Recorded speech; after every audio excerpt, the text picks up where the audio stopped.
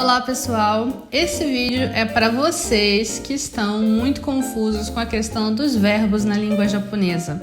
A gente vai falar nesse vídeo justamente sobre os verbos do japonês, os grupos de verbos. Eu vou ensinar para vocês o jeito mais fácil de todos, para que você saiba exatamente qual o grupo do verbo. Se você não sabe nada disso de grupo de verbo, o que, como, quando, você vai saber tudo nesse vídeo aqui. Vamos lá! Primeira coisa, gente, para que servem os grupos dos verbos? Eu quero abordar esse assunto primeiro porque talvez vocês tenham aprendido a dividir os verbos em grupos, mais ou menos, mas vocês nem saibam ainda bem por que tem que dividir, o que você faz com essa informação. Eu acho que é importante entender isso para vocês verem que realmente vocês precisam saber o grupo do verbo. Você precisa saber o grupo do verbo porque você, na sua, digamos assim, caminhada pela língua japonesa, conforme você for aprendendo japonês, você vai aprender várias formas diferentes de verbo que vão te ajudar a você conseguir se expressar de várias formas diferentes.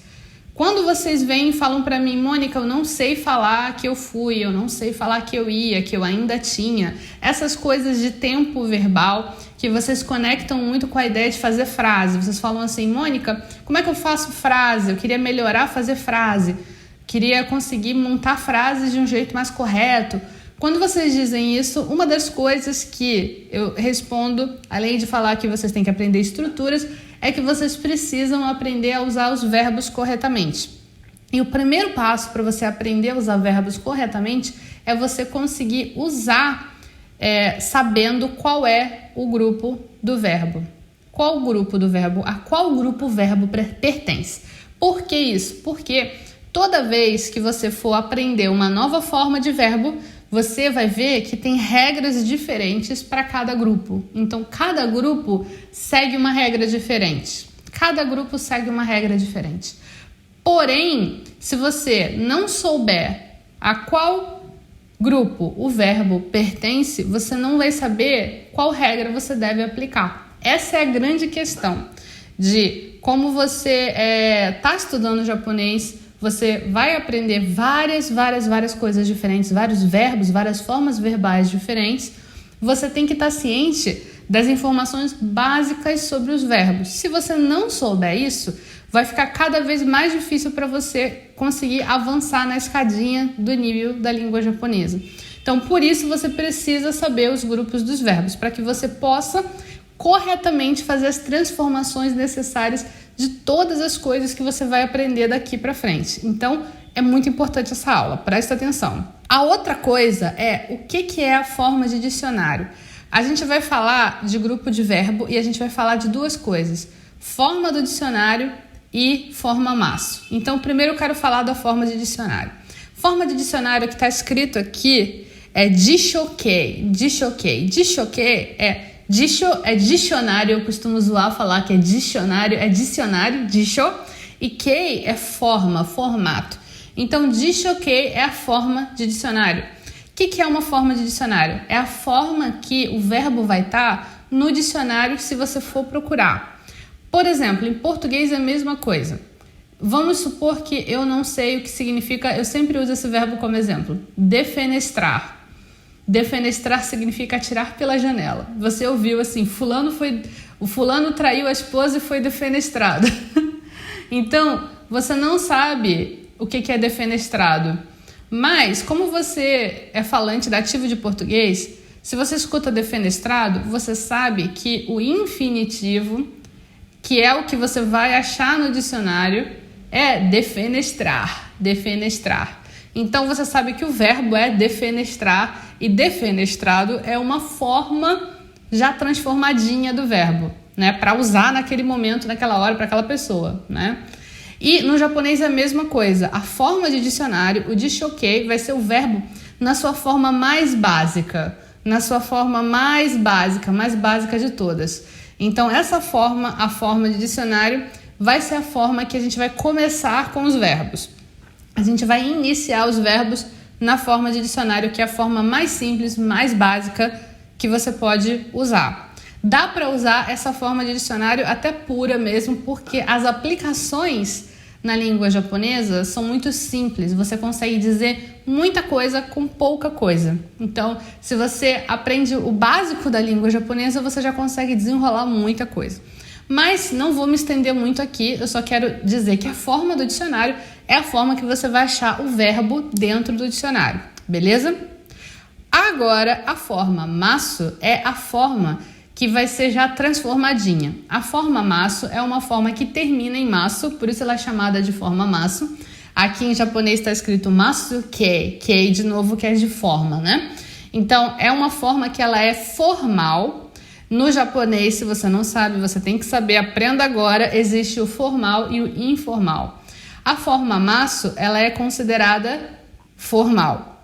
Então, você vai usar essa forma quando você estiver se dirigindo a pessoas às quais você deve ter formalidade. Esses geralmente são pessoas que têm assim, um nível hierárquico superior ao seu professor, sua professora, um vizinho mais velho que você, enfim. Isso dá muito pano para manga, esse assunto aí de formalidade e informalidade. Mas o que eu quero que você saia daqui lembrando é que a forma masu, ela tanto pode ser presente como futuro. Ela pode ser traduzida como presente e futuro. Por exemplo, se eu vou usar um verbo aqui aleatório, tabemasu, que é comer, né? Taberu e tabemasu. Na forma masu é tabemasu. Então, eu vou falar assim, watashi wa pan o tabemasu. Eu como pão. Isso aí quer dizer eu como pão quando? Não sei. Eu como pão. Eu tô só dizendo que eu como pão. Então, eu como, em português isso é presente, né? Então, a gente pode usar o masu como presente. Mas você também pode dizer, ashita pan o tabemasu. Amanhã eu vou comer pão. Ué, como assim eu vou comer? Não era presente? Pois é, você pode usar a forma masu para o presente em alguns casos. Isso aí é uma coisa que você tem que ir aos poucos estudando. E você pode usar a forma masu também para falar do futuro, colocando umas palavras que vão indicar futuro na frase, que nem eu falei aqui agora. Ashita, amanhã. Ashita, pan o tabemasu. Amanhã eu vou comer pão. Isso é só um detalhe. Mas só para vocês saberem, essa forma masu, ela é 3 coisas. Ela é formal, ela é presente e ela é futuro, beleza? Dito isso, vamos falar a respeito dos grupinhos. Agora eu coloquei aqui informações importantes sobre cada um dos grupos, informações muito importantes que vocês têm que guardar na cabeça para que vocês não confundam mais os grupos dos verbos. Você vai prestar atenção, não vai? Olha lá, a gente tem o grupo 1 e a informação que eu quero que vocês guardem do grupo 1 é a seguinte: todos os verbos que não terminarem em iru na forma de dicionário, aqui eu tô falando sempre de forma de dicionário, tá, gente? Todos os verbos que não terminarem em iru, eles vão ser do grupo 1.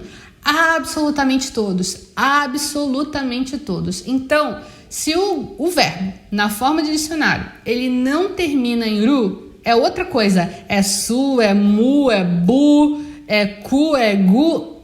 Se ele termina em outra coisa que não é ru, ele definitivamente é do grupo 1.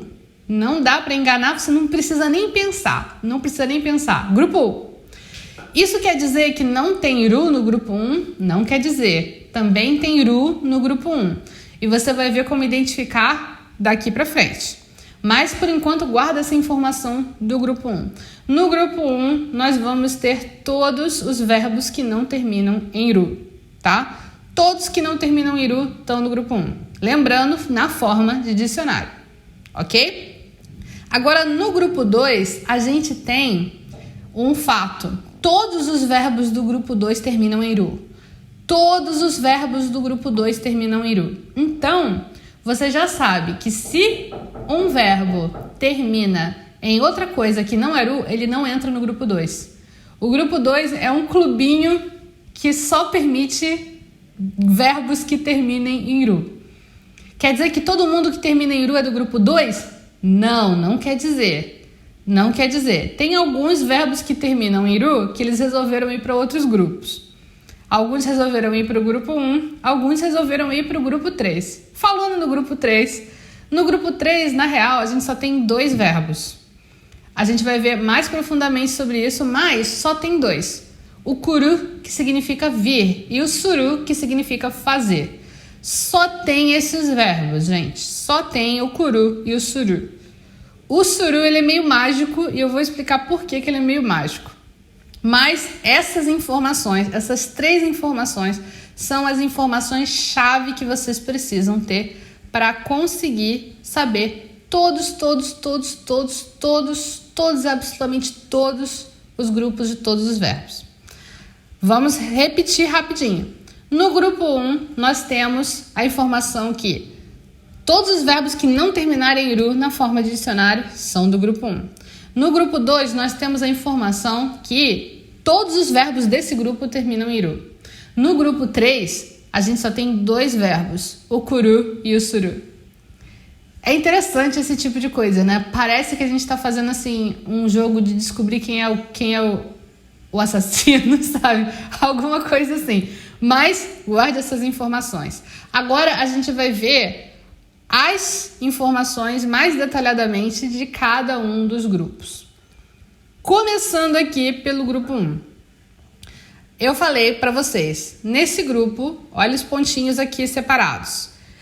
Estão todos os verbos que não terminam em ru na forma de dicionário.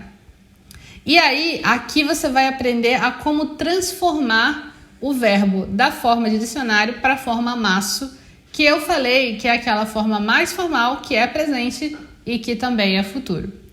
Então, para transformar os verbos do grupo 1 na forma maço, a gente vai pegar a última letra que tem, a gente vai passar essa letra para a fileira do i. Fileira do i, vocês vão ver. E aí a gente vai acrescentar maço. E aí essa vai ser a forma. Olha os exemplos que eu trouxe aqui. Por exemplo, tem esse verbo que a forma de dicionário é nomu. E aí eu vou passar ele para a forma maço. O mu vai virar mi. A gente vai passar do u para o i. Mu, mi. Então, nomu, nomi, maço. Aí bota o maço junto.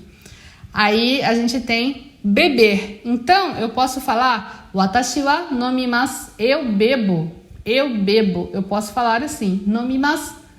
E é formal, tá? E aí a gente tem hanasu. O su não vira si, porque não tem si em japonês. A gente tem shi. Então, hanasu, hanashimasu. E aí a gente tem depois o verbo kiku. Kiku, kikimasu. E depois kaeru, kaerimasu. Kiru, kirimasu. Tem aqui ao lado as traduções desses verbos para vocês já poderem saber e já aprenderem esses verbos também. A gente tem então aqui, gente, essa regra sendo aplicada no grupo 1. A gente tem aqui, nesses exemplos que eu trouxe para vocês, verbos que não terminam em ru, que é o nomu, beber, hanasu, falar, kiku, ouvir. E a gente tem alguns que terminam em ru, que é o kaeru, voltar, o kiru, cortar, tá? Aí você pode estar pensando assim, mas você não falou, Mônica, que todos os verbos do grupo 2 terminam em ru? Como é que eu vou saber qual é qual? Por que que esses verbos que terminam em ru, que estão aí no grupo 1, eles não são do grupo 2? Isso é porque a regra de transformação é diferente. Esses verbos, digamos assim, eles não foram escolhidos e colocados nos grupos. Você vai ficar nesse, você vai ficar nesse, e aí vocês vão seguir essa regra, tá? Não, eles já seguiam alguma regra e por isso eles foram separados em seus determinados grupos. Então, esses verbos aqui, eles estão separados dessa forma porque eles seguem, todos esses verbos de grupo 1 seguem essa regra de você pegar a última sílaba, a última letrinha, passar para a fileira do i e colocar o maço. Então, os verbos que seguirem esta regra vão ser os verbos de grupo 1. Aí você pode, para te facilitar, lembrar da dica, que se um verbo, por um acaso, ele não termina em ru, você não precisa nem pensar, ele é do grupo 1. tá? Todos os verbos que não terminam em ru, eles são do grupo 1, tá? E agora a gente vai ver o grupo 2. O grupo 2, ele tem uma regra muito mais simples. E nós vemos aqui que no grupo 2, todos os verbos terminam em ru. Todos. Todos terminam em ru. Então, você não vai ter nenhum verbo de grupo 2 que não termine em ru. E a regra do grupo 2 é fácil. Você vai tirar o ru fora, corta o ru fora. Corta o ru fora e coloca masu. Então, a gente tem taberu, que é comer, tabemasu. Neru, dormir, vai ficar nemasu. Okiru, que é acordar, vai ficar okimasu. Kiru, que é vestir, vai ficar kimasu. E oshieru, que é ensinar, vai ficar oshiemasu. Então, é muito simples. Esses verbos, se eles por acaso fossem do grupo 1, eles seguiriam a regra do grupo 1. Existem verbos do grupo 1 que terminam em ru, mas eles seguem a sua própria regra. E aqui, os verbos do grupo 2 seguem a sua própria regra. Se você é uma pessoa observadora, você deve ter percebido uma coisa. Você deve ter percebido que a gente tinha um kiru lá no grupo 1 e que a gente tem outro kiru aqui no grupo 2. Galera, vocês têm que prestar atenção nisso. Tem alguns verbos que eles vão ser iguaizinhos, assim, tirando o kanji é diferente, mas, digamos assim, você falar essa palavra falada, ou só em hiragana, ela vai ser a mesma. No grupo, elas são de grupos diferentes, mas elas vão ser iguaizinhas na forma de dicionário ou então, de repente, na forma maço dela. Mas vão ser palavras diferentes, de grupos diferentes. Eu trouxe aqui alguns exemplos. Por exemplo, esse primeiro verbo aqui, oku, e a forma dele é okimasu, porque ele é de grupo 1. Ele termina em ku. Ele não é nada de outros grupos. Ele só pode ser do grupo 1. Então, oku, a regra é passa para a fileira do i, masu, okimasu. Esse okimasu é de colocar. Tipo, eu coloco o copo de água na mesa. Okimasu. Isso aí é colocar em algum lugar. E ele é um verbo de grupo 1. Agora, o segundo verbo que eu tenho aqui, okiru, é acordar. Okiru, e ele é um verbo de grupo 2. Então, okimasu. Se ele fosse um verbo de grupo 1, seria okirimasu. Não é isso, é okimasu. Então, ele é do grupo 2, porque a regra do grupo 2 é tira o ru fora, coloca masu, né? E aí, a gente tem também o kiru, que é grupo 1, que é cortar. Kirimasu, kirimasu. Regra de grupo 1, pega a última sílaba, a última letrinha, passa para a fileira do i, kiru, kiri, soma masu, masu, grupo 1. E esse outro kiru que a gente tem aqui por último nessa lista de verbos é vestir. Tipo, eu visto kimono, kimono, kimasu.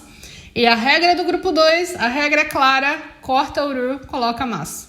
Então, kiru, kimasu. É assim que funciona. Beleza?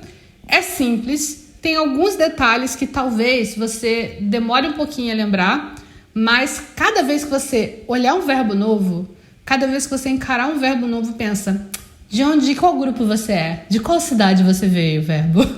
Você pode parar e avaliar isso. Cada vez mais que você treinar e conhecer mais verbos, vai ficando mais fácil. Agora nós finalmente chegamos no grupo 3.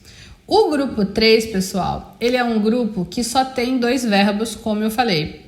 Só tem 2 verbos. O verbo suru, que eu falei que é um verbo mágico, ele vai virar outras coisas, acrescentando substantivos específicos. Caraca, Mônica, você falou que era um verbo só. É um verbo só porque ele transforma da mesma forma para todos os verbos que ele transforma em verbo. Digamos assim, a gente tem no grupo 3 o verbo kuru, que é o verbo vir. Aí ele vai ficar kuru kimasu. Ele é um puta verbo irregular, gente. É um puta verbo irregular. Fica de olho nesse maldito, porque ele muda muito. Lembra desse verbo e pensa, você é especial, eu vou prestar atenção em você.